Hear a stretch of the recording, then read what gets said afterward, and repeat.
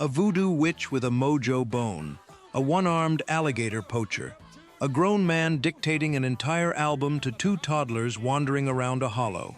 The 1970s gave country music some of its biggest hits ever, and somehow also its strangest, and every single one of these songs actually happened, actually charted, and actually made someone rich. From a snake that drinks root beer to a literal deal with the devil, these are the 12 weirdest, most gloriously bizarre country hits of the entire decade, ranked from odd to absolutely unhinged, all of them verified, all of them real. Welcome back to the Country Trails. Buckle up, because number 12 starts with a boy, a frog, and a girl who wanted absolutely nothing to do with either of them.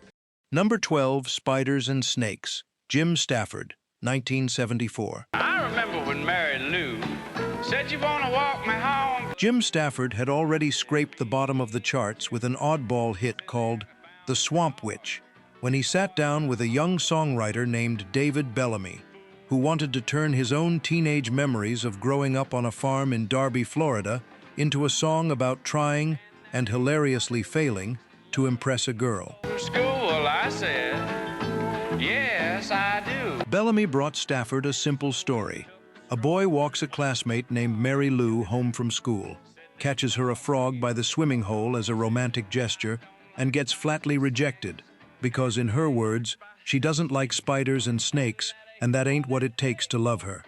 Stafford reworked the melody for weeks, until it stopped sounding like a Beatles tune and started sounding like pure backwoods comedy. Down by the swimming hole, she said, do what you... Released in January 1974 from his self-titled debut album, Spiders and Snakes climbed to number 3 on the Billboard Hot 100. Kept out of the top spot only by The Way We Were and Seasons in the Sun, and it topped the charts outright in Canada, eventually selling well over 1 million copies. You won't do. Yeah. That same year, Loretta Lynn and Convoy Twitty recorded their own cover of it for their duet album, Country Partners. And Stafford's co-writer David Bellamy went on to co-found the Bellamy Brothers, one of country music's most successful duos of the following decade. I said, me too. Number 11, Sneaky Snake, Tom T. Hall, 1974. Boys and girls take warning. Tom T. Hall was already Nashville's most respected songwriter, nicknamed the Storyteller, the man behind Harper Valley PTA and a string of adult hits, when he took his own kids on a 3-month walk around his farm, called Fox Hollow, just paying attention to what they noticed. Sneaky snake, he laughs too much, you see. One afternoon, they spotted a little garden snake wiggling through the grass, and together they invented a character on the spot, a mischievous snake who danced, giggled, and stole everybody's root beer. Hall set the story to music that same night after the kids went to bed, and Sneaky Snake became the anchor of an entire children's album. Wide open and look for Sneaky Snake. His label was baffled that a serious country hitmaker wanted to release kids' songs at all, but Hall pushed it through anyway, and the song actually charted on country radio, an almost unheard-of feat for a children's record at the time. Sneaky Snake goes dancing, giggling. Then it got stranger. Long-haul truckers on CB radios started adopting Sneaky Snake as their handle, meaning a song about a root beer thieving cartoon reptile became genuine radio slang for grown men driving 18-wheelers across America. Number 10, Teddy Bear, Red Sovine, 1976. I was on the outskirts of a little southern town. Songwriter and truck driver Dale Royal submitted a demo to Nashville publisher Billy Joe Burnett, who tightened up the lyrics and brought it straight to Red Sovine, already known across the trucking world as the king of the spoken word CB song. Against me, and I'm not much help with my... The story followed a paralyzed young boy using his late trucker father's radio just to have someone to talk to, until an over-the-road driver answers his call and decides to grant him a ride, despite the risk of running late on his own route. I'm crippled and can't walk. Well, I came by. Sovine recorded it as a recitation, barely singing a note, and it hit #1 on the country charts in 5 weeks, becoming his first chart topper in an entire decade, and eventually crossing over onto the pop charts as well. Out there. Mom says you're busy and for me to stay off. The song was so emotionally devastating to 1970s truckers that it sparked 2 separate follow-up records from other artists trying to finish the boy's story, one killing him off entirely, and Sovine, reportedly furious, wrote his own sequel bringing the boy back and letting him walk again. The act. But you see, I get lonely. And it... Number 9, Amos Moses, Jerry Reed, 1970. Watch out, here comes Amos. Amos Moses with the cage. Jerry Reed built the entire song around a fictional one-armed Cajun alligator poacher, allegedly named after being used as literal alligator bait by his own father as a child, tied to a rope and thrown into the swamp to lure gators close enough to catch. Elbow. Well, down the ship, we got wind at Amos. Reed wrote and recorded the tale for his album Georgia Sunshine, blending funky guitar picking with a spoken, grinning delivery that made the absurd backstory somehow believable, right down to the local sheriff who supposedly snuck into the swamp after Amos and, according to the lyrics, never came back out. Was in the swamp trapping alligator skin, so he stuck in the swamp. Released as the album's 4th single in October 1970, nobody expected much from it, but it climbed all the way to number 8 on the Billboard Hot 100, Reed's highest charting single of his entire career, and went certified gold. Shoes one hand world, that's all they got there for the alligator bit him. Decades later, it's still taught as a literal line dance at YMCAs across the country, meaning a song about a swamp poacher missing an arm to an alligator somehow became a wholesome community fitness class.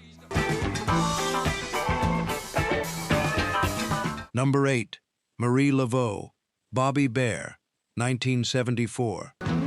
Down in Louisiana with a black tree. Poet and cartoonist Shel Silverstein, the same man behind The Giving Tree, co-wrote this one with Baxter Taylor about a fictional, monstrously ugly voodoo witch living in a hollow log with a one-eyed snake and a 3-legged dog in the Louisiana bayou. Dr. Hook and the Medicine Show recorded it first in 1971 to little notice, but Bobby Bear, who'd built a whole album entirely out of Silverstein's songs, cut a live version in 1974 where a con man called Handsome Jack tries to swindle the witch out of $1 million and pay her back with an insult instead. Bear's version shot straight to number 1 on the country charts, his only number 1 hit in a career of over 30 charting singles, and it remains, to this day, the only chart-topping country song built around an actual scream as its hook. Silverstein wrote children's poetry by day and swindled witch revenge songs by night, and somehow both became part of the same, very real career. Number 7, The Streak, Ray Stevens, 1974. Streaking, running naked through public places on a dare, exploded into a genuine national craze in early 1974, covered seriously by Time magazine and mocked by late-night hosts, and Ray Stevens spotted a magazine article about it on a flight and started scribbling lyrics before the plane even landed. Hello, once again, everyone, your Action News. He built the song around a fictional TV reporter interviewing the same bewildered witness after every incident. The witness's running joke being his frantic warning to his wife, "Don't look, Ethel," right up until the final verse reveals that Ethel has joined in and started streaking herself. He likes to turn the other Stevens rushed the record out fast, beating roughly a dozen competing streaking novelty songs to market, and it paid off, hitting #1 on the Billboard Hot 100 for 3 full weeks, and topping the charts in the UK, Canada, and New Zealand as well. Too late. She'd already been mooned. Boogity, boogity. 5 days after its release, a real streaker ran across the stage at the actual Academy Awards behind co-host David Niven, meaning the joke song and the real headline collided within the same week. Come streaking around the grease rack car, didn't have nothing. Number 6. The Night the Lights Went Out in Georgia, Vicki Lawrence, 1972. He was on his way home from Candletop, been 2 weeks gone. Songwriter Bobby Russell wrote this Southern Gothic murder mystery in 1972 while married to actress and comedian Vicki Lawrence, then a regular cast member on The Carol Burnett Show, and he genuinely hated the song and refused to even record a proper demo. Publishers first pitched it to Liza Minnelli, then to Cher, whose husband and manager Sonny Bono reportedly turned it down out of concern it might offend Cher's Southern fan base, leaving the song with no singer at all until Lawrence convinced producer Snuff Garrett to just record it with her. It shot straight to #1 on the Billboard Hot 100, and Carol Burnett personally presented Lawrence with her gold record live on air, all while Lawrence's marriage to the man who wrote the song was quietly falling apart behind the scenes. Lawrence later joked that the divorce gave her a gold record and the family dog, and the song's tangled, twist-ending plot about a wrongly hanged brother and a vengeful sister is so confusing that fans are still arguing over exactly what happened, more than 50 years later. Number 5. Coward of the County, Kenny Rogers, 1979. Everyone considered him the coward of the county. Songwriters Roger Bowling and Billy Ed Wheeler set out simply to write an underdog story in the tradition of Rogers' earlier hit, The Gambler, following a peaceful young man named Tommy who'd promised his dying father in prison he would never resort to violence. 20 years of crawling was my... The song took a much darker turn than almost anything else on country radio at the time, revealing that Tommy's girlfriend Becky had been assaulted by a gang the lyrics named the Gatlin Boys, which finally pushes Tommy to break his promise in a violent barroom confrontation. Tommy turned around, they said, hey, look. Released in November 1979, it became one of Rogers' biggest crossover hits ever,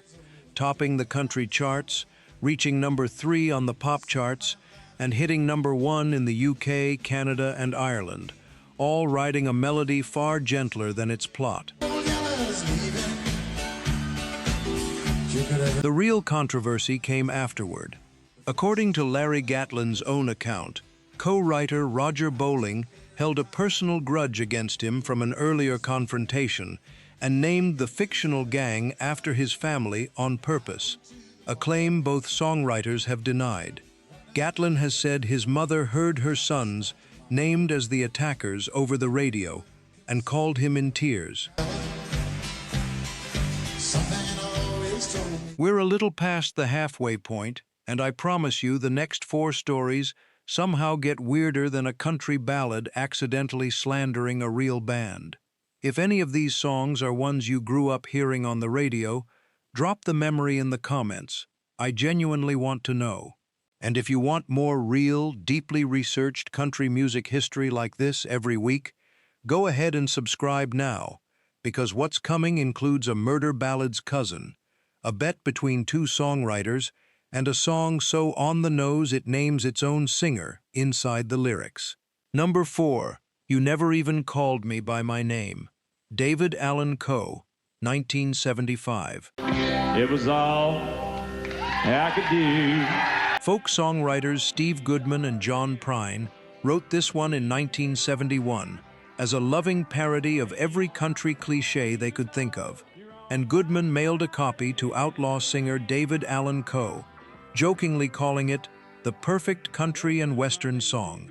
Or trains, or trucks. Coe wrote back and disagreed, pointing out it hadn't mentioned mama, or trains, or trucks, or prison, or getting drunk. So Goodman sent an additional verse, hitting all 5 in one single, devastating stanza about a mother getting run over by a train, and Coe agreed the song was now truly perfect. He recorded it for his 1975 album, Once Upon a Rhyme, and it became his first true top 10 hit, a 5-minute, meta, self-aware joke song that somehow still worked as a genuine country tearjerker at the exact same time. David Allan Coe passed away this past April at 86 years old, but the perfect country and western song, the one built entirely out of a bet between 2 friends, is still the song most people remember him for. Song, because they hadn't said anything at all about mama. Number 3, Take This Job and Shove It, Johnny Paycheck, 1977. Take this job and shove it. I ain't working. David Allan Coe wrote this one too, inspired by a real night when he cut several boats free from a burning dock in Nashville, and a friend joked he should apply for a firefighting job, prompting Coe to snap back, "Man, they can take that job and shove it." The line boss, he's a fool, I hear.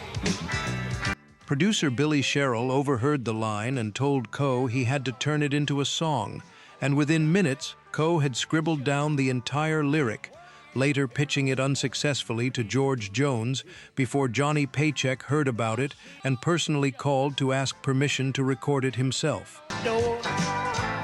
Take this job and shove it. Paycheck's rough, lived-in growl turned it into a working-class anthem, and it hit #1 on the country charts in January 1978, the only #1 hit of Paycheck's entire career, spawning a phrase so universal it later became a movie title, a senator's book title, and a running joke on The Simpsons. I ain't working here no more. Coe was reportedly so annoyed that the public assumed Paycheck had written his own signature song that he recorded an answer song years later, taking a direct jab at the man who made his lyrics famous. That I've been working for.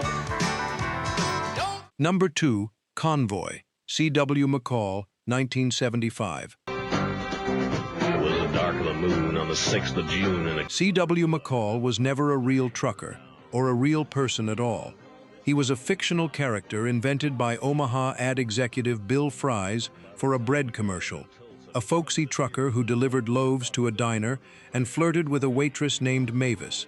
And the ads were so popular, they spun off into an actual recording career. Kenworth pulling logs, cab over Pete with a reefer on. Fries, still fully in character, wrote Convoy after driving in a genuine, growing caravan of vehicles out of Denver and getting swept up in the real CB radio craze himself, packing the lyrics with authentic trucker slang about speed traps, way stations, and a runaway rebellion against the newly lowered federal speed limit.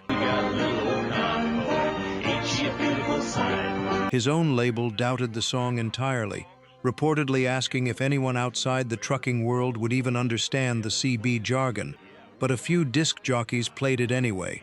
The phones lit up, and it shot to #1 on both the pop and country charts at once, selling over 2 million copies. An advertising man's fictional alter ego accidentally created the entire soundtrack of the 1970s trucking boom, inspired a Sam Peckinpah movie starring Chris Christopherson, and pushed the phrase 10-4, good buddy, permanently into everyday American language. Number 1. The Devil Went Down to Georgia, Charlie Daniels Band, 1979. While finishing their album Million Mile Reflections, the Charlie Daniels Band suddenly realized they had no fiddle song at all. So Daniels took a short break, sat with an old idea borrowed loosely from a 1925 poem about a backwoods fiddle contest, and one single line stuck in his head: "The devil went down to Georgia." The band built an entire narrative around it, a literal deal with the devil story, where Satan challenges a brash young fiddler named Johnny to a contest for his soul, wagering a solid gold fiddle against it, with the devil's own demon band providing one of the wildest instrumental breaks ever recorded in Nashville. Came across this young man sewing on a fiddle and playing it hot, and the devil jumped. Johnny wins, of course, and the closing line, delivered as a taunt straight to Satan's face, had to be cleaned up for radio, swapping out one very colorful word for son of a gun. And even in its softened form, the song shot to #1 on the country charts, and all the way to #3 on the pop charts. Up on the hickory stump said, "Boy, let me tell you what, I guess you didn't know it." It won the band a Grammy, soundtracked an Olympic gymnastics routine on live television, and somehow, 50 years later, remains the single most recognizable fiddle battle in American music, all because one band forgot to write a fiddle song and improvised their way into the strangest, most enduring hit of the entire decade. But I'll take your bet, and you're going to regret, because I'm the best there's ever been. Johnny. That's the countdown. 12 songs, 12 genuinely strange, true stories, and every single one of them a real, charted, gold-selling hit. If your childhood memory made this list, or if I missed your favorite weird one, tell me below, and I'll see you on the next trail.